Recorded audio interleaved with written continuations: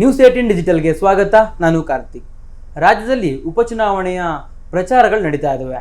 ಎರಡೂ ಪಕ್ಷಗಳು ಬಿಜೆಪಿ ಮತ್ತು ಕಾಂಗ್ರೆಸ್ ಈ ಎರಡೂ ಪಕ್ಷಗಳು ಚುನಾವಣೆಯನ್ನು ಗೆಲ್ಲೋದಕ್ಕೆ ಸಾಕಷ್ಟು ಪ್ರಯತ್ನಗಳನ್ನ ಪಡ್ತಾ ಇದೆ. ಅದರಲ್ಲಿ ಬಾಗಲಕೋಟೆಯನ್ನು ಗೆಲ್ಲೇಬೇಕು ಅನ್ನುವಂಥ ನಿಟ್ಟಿನಲ್ಲಿ ಸಿಎಂ ಸಿದ್ದರಾಮಯ್ಯರು ಶತ ಪ್ರಯತ್ನವನ್ನು ಮಾಡ್ತಾ ಇದ್ದಾರೆ. ಬಾಗಲಕೋಟೆಯಲ್ಲಿ ಅವರ ಆಪ್ತರಾಗಿದ್ದಂಥ ಮೇಟಿಯವರ ನಿಧನದ ಕಾರಣಕ್ಕಾಗಿ ತೆರವಾಗಿತ್ತು. ಆ ಕ್ಷೇತ್ರದಲ್ಲಿ ಅವರ ಕುಟುಂಬಕ್ಕೆ ಅವರ ಪುತ್ರ ಉಮೇಶ್ ಮೇಟಿಗೆ ಈಗಾಗಲೇ ಕಾಂಗ್ರೆಸ್ ಟಿಕೆಟನ್ನು ಕೊಟ್ಟಿದೆ. ಅಬ್ಬರದ ಪ್ರಚಾರವನ್ನು ಕೂಡ ಮಾಡ್ತಿದ್ದಾರೆ. ಸಿಎಂ ಸಿದ್ದರಾಮಯ್ಯರು ಕೂಡ ಬಾಗಲಕೋಟೆ ಕ್ಷೇತ್ರದಲ್ಲಿ ಚುನಾವಣಾ ಪ್ರಚಾರದಲ್ಲಿ ತೊಡಗಿದ್ದಾರೆ. ಆದರೆ ಬಾಗಲಕೋಟೆಯಲ್ಲಿ ಚುನಾವಣಾ ಟ್ರೆಂಡ್ ಬೇರೆ ರೀತಿಯಲ್ಲಿ ಇದೆ. 50% ಗೆಲ್ಲುವ ಅವಕಾಶ ಇರುವಂಥ ಕಾರಣಕ್ಕಾಗಿ ಆ ಕ್ಷೇತ್ರವನ್ನು ಇನ್ನಷ್ಟು ಹೆಚ್ಚಿನ ಪ್ರಚಾರ ಮಾಡುವ ಮೂಲಕವಾಗಿ ಗೆಲ್ಲೇಬೇಕು ಅನ್ನುವಂಥ ನಿಟ್ಟಿನಲ್ಲಿ ಸಿಎಂ ಸಿದ್ದರಾಮಯ್ಯರು ಪ್ರಯತ್ನವನ್ನು ಪಡ್ತಾ ಇದ್ದಾರೆ. ಅದಕ್ಕೆ ಸಂಬಂಧಪಟ್ಟಂತೆ ಒಂದಿಷ್ಟು ಕಾರ್ಯತಂತ್ರಗಳನ್ನು ಕೂಡ ಮಾಡ್ತಾ ಇದ್ದಾರೆ. ಈಗಾಗಲೇ ನಿಗದಿಗಿಂತಲೂ ಹೆಚ್ಚಿನ ಸಮಯ ಅಲ್ಲಿ ಪ್ರಚಾರದಲ್ಲಿ ಸಿಎಂ ಸಿದ್ದರಾಮಯ್ಯರು ತೊಡಗಿದ್ದಾರೆ. ಹಿಂದೆ 3 ದಿನಗಳ ಕಾಲ ಅವರು ಬಾಗಲಕೋಟೆಯಲ್ಲಿ ಚುನಾವಣಾ ಪ್ರಚಾರದಲ್ಲಿ ತೊಡಗಬೇಕಿತ್ತು. ಆ ರೀತಿಯಾಗಿ ಪ್ಲ್ಯಾನನ್ನು ಮಾಡ್ಕೊಂಡಿದ್ರು. ಆದರೆ ಚುನಾವಣಾ ಪ್ರಚಾರದ ಸಂದರ್ಭದಲ್ಲಿ ಅವ್ರಿಗೆ ಅಲ್ಲಿಯ ವಾತಾವರಣ ಅಲ್ಲಿ ಬೇರೆ ರೀತಿಯ ವಾತಾವರಣ ಇರುವಂಥ ಕಾರಣಕ್ಕಾಗಿ ಬಿಜೆಪಿಯ ಪರ ಸ್ವಲ್ಪ ವಾತಾವರಣ ಇರುವಂಥ ಕಾರಣಕ್ಕಾಗಿ ಒಂದಿಷ್ಟು ಹೆಚ್ಚಿನ ಮತವನ್ನು ಗಳಿಸಬೇಕು, ಕಾಂಗ್ರೆಸ್ ಅಭ್ಯರ್ಥಿ ಗೆಲ್ಲಬೇಕು ಅಂತಂದರೆ ತಾನು ಅಲ್ಲಿ ಖುದ್ದಾಗಿ ನಿಂತು ಪ್ರಚಾರವನ್ನು ಮಾಡಬೇಕು, ಕಾರ್ಯಕರ್ತರನ್ನು ಹುರಿದುಂಬಿಸಬೇಕು ಅನ್ನುವಂಥ ರೀತಿಯಲ್ಲಿ ಅರ್ಥಕೊಂಡು ಆ ವಿಚಾರವಾಗಿ ಅವರು ಮನಗಂಡಿರ್ತಕ್ಕಂಥ ಸಿಎಂ ಸಿದ್ದರಾಮಯ್ಯವರು ಈಗಾಗಲೇ 1 ದಿನಗಳ ಕಾಲ ಹೆಚ್ಚಿನ ಪ್ರಚಾರವನ್ನು ಕೂಡ ಮಾಡಿದ್ದಾರೆ. ಅಂದರೆ 4 ದಿನಗಳ ಕಾಲ ಪ್ರಚಾರವನ್ನು ಬಾಗಲಕೋಟೆಯಲ್ಲಿ ಸಿಎಂ ಸಿದ್ದರಾಮಯ್ಯರು ಮಾಡಿದ್ದಾರೆ. ಈಗ ಇನ್ನೂ 1 ದಿನ ಪ್ರಚಾರವನ್ನು ಮಾಡೋದಕ್ಕೆ ಸಿಎಂ ಸಿದ್ದರಾಮಯ್ಯರು ಸಿದ್ಧತೆಯನ್ನು ಕೂಡ ಮಾಡ್ಕೊಂಡಿದ್ದಾರೆ. ಸೋಮವಾರ ದಿನಪೂರ್ತಿ ಬಾಗಲಕೋಟೆಯಲ್ಲಿ ಸಿಎಂ ಸಿದ್ದರಾಮಯ್ಯರು ಪ್ರಚಾರವನ್ನು ಮಾಡ್ತಾರೆ. ಅಲ್ಲಿ ವ್ಯತಿರಿಕ್ತವಾಗಿರುವಂಥ ವಾತಾವರಣ ಇದೆ ಎನ್ನುವಂಥ ಒಂದು ರಿಪೋರ್ಟ್ ಸಿಎಂ ಸಿದ್ದರಾಮಯ್ಯರ ಕೈ ಸೇರಿರುವಂಥ ಕಾರಣಕ್ಕಾಗಿ ಹೆಚ್ಚಿನ ಒತ್ತನ್ನು ಕೊಟ್ಟು ಅಲ್ಲಿ ತನ್ನ ಅಭ್ಯರ್ಥಿಯನ್ನು ಗೆಲ್ಲಿಸ್ಕೊಳ್ಳೋದಕ್ಕೆ ಸಿದ್ದರಾಮಯ್ಯರು ಶತ ಪ್ರಯತ್ನಗಳನ್ನ ಪಡ್ತಾ ಇದ್ದಾರೆ. ಈಗಾಗಲೇ ಚುನಾವಣಾ ಉಸ್ತುವಾರಿ ಹೊತ್ತಿರತಕ್ಕಂಥ ಸಚಿವ ಸತೀಶ್ ಜಾರಕಿಹೊಳಿ ಅವರಿಗೆ ಒಂದಿಷ್ಟು ಸಲಹೆಗಳನ್ನು ಸಿಎಂ ಸಿದ್ದರಾಮಯ್ಯರು ಕೊಟ್ಟಿದ್ದಾರೆ. ಹಾಗೆ ತನ್ನ ಪುತ್ರ ಯತೀಂದ್ರ ಅವ್ರಿಗೂ ಕೂಡ ಆ ಸಲಹೆಗಳನ್ನು ಕೊಟ್ಟು ಅಲ್ಲಿ ಒಂದಿಷ್ಟು ಕಾರ್ಯತಂತ್ರಗಳನ್ನು ಮಾಡಿ ಕಾರ್ಯತಂತ್ರದ ಮೂಲಕವಾಗಿ ಮತ ಗಳಿಸಬೇಕಿದೆ. ಬಿಜೆಪಿಗೆ ಯಾವ್ಯಾವ ಅಂಶಗಳು ಅನುಕೂಲಕರ ಆಗ್ತಾ ಇದೆ ಅದೆಲ್ಲವನ್ನು ಪಟ್ಟಿ ಮಾಡಿ ಅದಕ್ಕೆ ವ್ಯತಿರಿಕ್ತವಾಗುವಂತೆ ನೀವು ಕಾರ್ಯರೂಪ ಮಾಡಬೇಕು, ಆ ರೀತಿಯಾಗಿ ಪ್ರಚಾರವನ್ನು ಮಾಡಬೇಕು, ಬಿಜೆಪಿಯ ಮತಗಳನ್ನು ಕಸಿಯುವ ತಂತ್ರಗಾರಿಕೆಗಳನ್ನು ಮಾಡಬೇಕು, ಈ ರೀತಿಯ ಸಲಹೆಗಳನ್ನು ಕೊಟ್ಟಿದ್ದಾರೆ. ಜೊತೆಗೆ ಪ್ರತಿದಿನವೂ ಕೂಡ ಆವತ್ತಿನ ಪ್ರಚಾರದ ರೀತಿ ಹೇಗಿತ್ತು, ಪ್ರಚಾರದ ಸಂದರ್ಭದಲ್ಲಿ ಜನರ ಅಭಿಪ್ರಾಯಗಳು ಯಾವ ರೀತಿಯಾಗಿತ್ತು, ಜನರ ನಾಡಿ ಮಿಡಿತ ಯಾವ ರೀತಿ ಇದೆ ಅದನ್ನು ಅವಲೋಕನೆಯನ್ನು ಮಾಡಿ ಆ ರೀತಿಯಾಗಿ ನೀವು ಅಲ್ಲಿ ಚುನಾವಣಾ ಟ್ರೆಂಡನ್ನು ಬದಲಿಸಬೇಕಿದೆ. ಈಗ ಸದ್ಯ ಇರತಕ್ಕಂತಹ ಟ್ರೆಂಡ್ನಲ್ಲಿ ಕಾಂಗ್ರೆಸ್ಗೆ ಸ್ವಲ್ಪ ಪ್ರಮಾಣದಲ್ಲಿ ಹಿನ್ನಡೆಯಾಗುವಂಥ ಸಾಧ್ಯತೆ ಇದೆ ಅಂತ ಹೇಳಲಾಗ್ತಾ ಇದೆ. ಆ ಕಾರಣಕ್ಕಾಗಿ ಹೆಚ್ಚಿನ ಒತ್ತನ್ನು ಕೊಟ್ಟು ಅಲ್ಲಿ ನೀವು ಚುನಾವಣಾ ಟ್ರೆಂಡನ್ನು ಬದಲಿಸುವ ರೀತಿಯಲ್ಲಿ ಸಮಾವೇಶಗಳನ್ನು ಕೈಗೊಳ್ಳಿ ಅನ್ನುವಂಥ ಸಲಹೆಯನ್ನು ಸಿಎಂ ಸಿದ್ದರಾಮಯ್ಯರು ಸಚಿವ ಸತೀಶ್ ಜಾರಕಿಹೊಳಿ ಅವರಿಗೆ ಹಾಗೂ ಪುತ್ರ ಯತೀಂದ್ರ ಅವ್ರಿಗೂ ಕೂಡ ಕೊಟ್ಟಿದ್ದಾರೆ. ಜೊತೆಗೆ ಅದೇ ಒಂದು ಕಾರಣಕ್ಕಾಗಿ ಇನ್ನೊಂದು ದಿನ ಪ್ರಚಾರವನ್ನು ಕೂಡ ತಾವು ಮಾಡೋದಕ್ಕೆ ಅವರು ಸಿದ್ಧತೆಯನ್ನು ಮಾಡ್ಕೊಂಡಿದ್ದಾರೆ. ಸೋಮವಾರ ದಿನಪೂರ್ತಿ ಬಾಗಲಕೋಟೆಯಲ್ಲಿ ಸಿಎಂ ಸಿದ್ದರಾಮಯ್ಯರು ಪ್ರಚಾರವನ್ನು ಮಾಡ್ತಾರೆ. ಶತಾಯಗತಾಯವಾಗಿ ಉಮೇಶ್ ಮೇಟಿಯವರನ್ನು ಗೆಲ್ಲಿಸ್ಕೊಂಡು ಬರಲೇಬೇಕು ಅನ್ನುವಂಥ ಪಣವನ್ನು ಸಿಎಂ ಸಿದ್ದರಾಮಯ್ಯರು ತೊಟ್ಟಿದ್ದಾರೆ. ಈ ಹಿಂದೆ 2023ರ ಚುನಾವಣೆ ಸಂದರ್ಭದಲ್ಲಿ ಅಲ್ಲಿ ಹೆಚ್ಚಿನ ಮತಗಳಿಂದೇನು ಕಾಂಗ್ರೆಸ್ ಗೆದ್ದಿರಲಿಲ್ಲ. ಆ ಕಾರಣಕ್ಕಾಗಿ ಈ ಬಾರಿ 2023ರಲ್ಲಿ ಸ್ಪರ್ಧೆಯನ್ನು ಮಾಡಿದಂಥ ವೀರಣ್ಣ ಚರಂತಿಮಠ ಅವರೇ ಬಿಜೆಪಿಯ ಅಭ್ಯರ್ಥಿಯಾಗಿರುವಂಥ ಕಾರಣಕ್ಕಾಗಿ ಸಹಜವಾಗಿ ಅವರ ಪರವಾಗಿಯೂ ಕೂಡ ಒಂದಿಷ್ಟು ಒಲವಿರುವಂಥ ಸಾಧ್ಯತೆ ಇರುತ್ತೆ.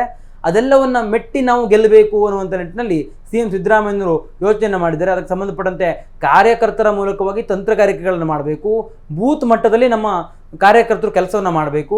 ಪ್ರತಿಯೊಂದು ಬೂತ್ನಲ್ಲಿಯೂ ಕೂಡ ಈಗಾಗಲೇ ಯಾವ ರೀತಿಯಾಗಿ ಪ್ರಚಾರ ಮಾಡಿದ್ದಾರಲ್ಲ ಅದರ ಅವಲೋಕನೆಯನ್ನು ಮಾಡಿಕೊಂಡು ಎಲ್ಲಿ ವೈಫಲ್ಯಗಳಾಗಿದ್ದಾವೆ ಅದನ್ನು ತಿದ್ದುಪಡಿ ಮಾಡಿಕೊಂಡು ಮತ್ತೆ ಪುನಃ ಬೂತ್ ಮಟ್ಟದಲ್ಲಿ ಮತವನ್ನು ಸೆಳಿಬೇಕು. ಜೊತೆಗೆ ವ್ಯತಿರಿಕ್ತವಾಗಿ ಏನಾದರೂ ಮತದಾರರು ಹೇಳಿದಂಥ ಸಂದರ್ಭದಲ್ಲಿ ಅವರ ಮನಸ್ಸನ್ನು ಗೆಲ್ಲುವಂಥ ರೀತಿಯಲ್ಲಿ ನೀವು ಕಾರ್ಯರೂಪವನ್ನು ಮಾಡಬೇಕು.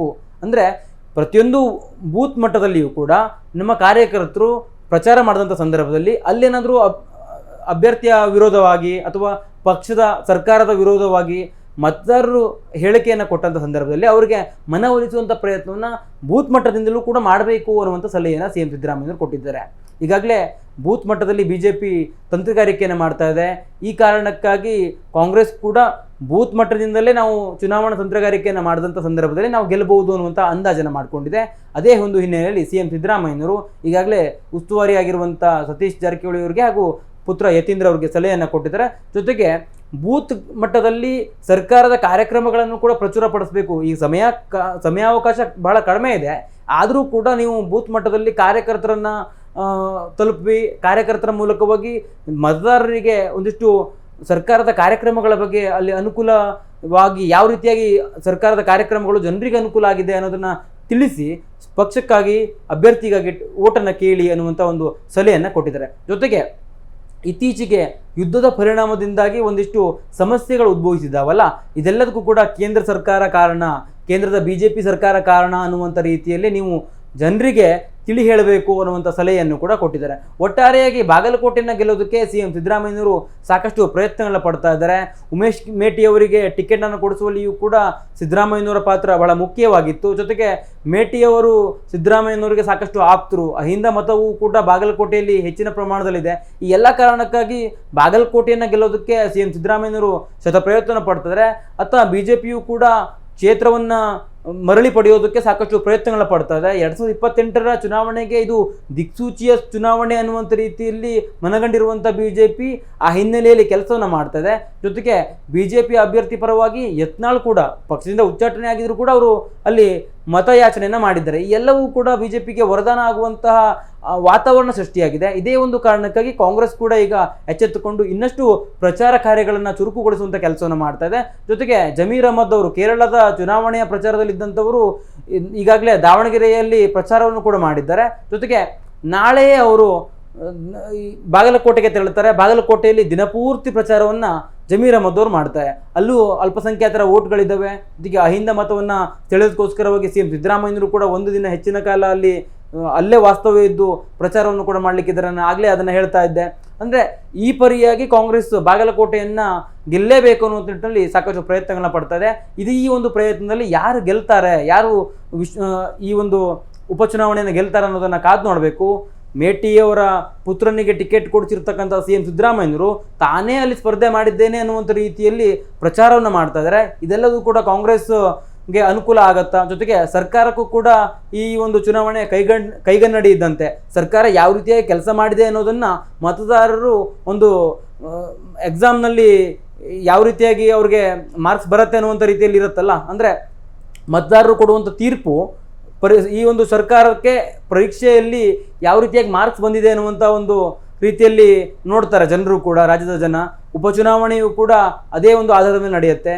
ಆಡಳಿತ ಪಕ್ಷದ ಆಡಳಿತ ಯಾವ ರೀತಿ ಆಗಿದೆ ಅನ್ನೋದಕ್ಕೆ ಒಂದು ಮಾರ್ಕ್ಸ್ ಕೊಟ್ಟಂತೆ ಉಪಚುನಾವಣೆ ನಡೆಯುತ್ತೆ. ಆ ಎಲ್ಲ ಕಾರಣದಿಂದ ಸರ್ಕಾರಕ್ಕೂ ಕೂಡ ಇದು ಬಹಳ ಪ್ರತಿಷ್ಠೆಯ ಕಣ ಆಗಿದೆ. ಈ ಒಂದು ಪ್ರತಿಷ್ಠೆಯ ಉಪಚುನಾವಣೆಯಲ್ಲಿ ಕಾಂಗ್ರೆಸ್ ಗೆಲ್ಲತ್ತ ಅನ್ನೋದು ಕಾದು ನೋಡಬೇಕು. ಜೊತೆಗೆ ಅದರಲ್ಲೂ CM ಸಿದ್ದರಾಮಯ್ಯನವರಿಗೆ ಬಾಗಲಕೋಟೆ ಬಹಳಷ್ಟು ಪ್ರತಿಷ್ಠೆಯ ಕಣ. ಆ ಒಂದು ಕಾರಣಕ್ಕಾಗಿ ಅವರು ಅಲ್ಲಿ ಹೆಚ್ಚಿನದಾಗಿ ಪ್ರಚಾರವನ್ನು ಕೂಡ ಮಾಡ್ತಾ ಇದ್ದಾರೆ. ಒಟ್ಟಾರೆಯಾಗಿ ಕಾದು ನೋಡಬೇಕು, ಉಮೇಶ್ ಮೇಟಿಯವರು ಗೆಲ್ತಾರಾ ಅಥವಾ ವೀರಣ್ಣ ಚರಂತಿಮಠ ಅವರು ಗೆಲ್ತಾರಾ ಅನ್ನುವಂಥದ್ದು. ಜೊತೆಗೆ ಒಟ್ಟಾರೆಯಾಗಿ ಎರಡೂ ಪಕ್ಷಗಳಿಗೂ ಕೂಡ ಅನುಕೂಲಕರ ಆಗಿರುವಂಥ ವಾತಾವರಣ ಇದೆ. ಅನುಕಂಪದ ಅಲೆಯನ್ನ ಕಾಂಗ್ರೆಸ್ ಯಾವ ರೀತಿಯಾಗಿ ಬಳಸ್ಕೊಳ್ಳುತ್ತೆ ಅನ್ನೋದನ್ನು ನೋಡಬೇಕು. ಜೊತೆಗೆ ರಾಜ್ಯ ಸರ್ಕಾರದ ವೈಫಲ್ಯಗಳನ್ನೇ ಅಲ್ಲಿ ಇಟ್ಕೊಂಡು ವೀರಣ್ಣ ಚರಂತಿಮಠ ಮತಯಾಚನೆ ಮಾಡ್ತಿರ್ತಕ್ಕಂಥ ಕಾರಣಕ್ಕಾಗಿ ಮತದಾರರು ಯಾರ ಪರವಾಗಿ ಒಲವನ್ನ ಹೊಂದಿದ್ದಾರೆ, ಯಾರ ಪರವಾಗಿ ಮತವನ್ನು ಚಲಾಯಿಸ್ತಾರೆ ಅನ್ನೋದನ್ನ ಕಾದು ನೋಡಬೇಕಾಗಿದೆ. ಕ್ಯಾಮರಾ ಪರ್ಸನ್ ಗುರುಶೇಖರ್ ಜೊತೆ ಕಾರ್ತಿಕ್, ನ್ಯೂಸ್ 18 ಕನ್ನಡ, ಬೆಂಗಳೂರು. ನಿರ್ಭೀತ, ನಿಷ್ಪಕ್ಷಪಾತ, ವಿಶ್ವಾಸಾರ್ಹ ಸುದ್ದಿಗಳಿಗೆ ಮತ್ತೊಂದು ಹೆಸರಾಗಿರೋ ನ್ಯೂಸ್ 18 ಕನ್ನಡ ಈಗ ಆಪ್ನಲ್ಲೂ ಲಭ್ಯ ಇದೆ. ದಯವಿಟ್ಟು ಇಲ್ಲಿರೋ QR ಕೋಡ್ ಅನ್ನ ಸ್ಕ್ಯಾನ್ ಮಾಡಿಕೊಂಡು ಆಪ್ ಡೌನ್ಲೋಡ್ ಮಾಡೋದಕ್ಕೆ ಮರಿಬೇಡಿ. ನಿಮ್ಮ ಬೆಂಬಲ ಹೀಗೆ ಸದಾ ನಮ್ಮೊಂದಿಗಿರಲಿ. ಧನ್ಯವಾದ.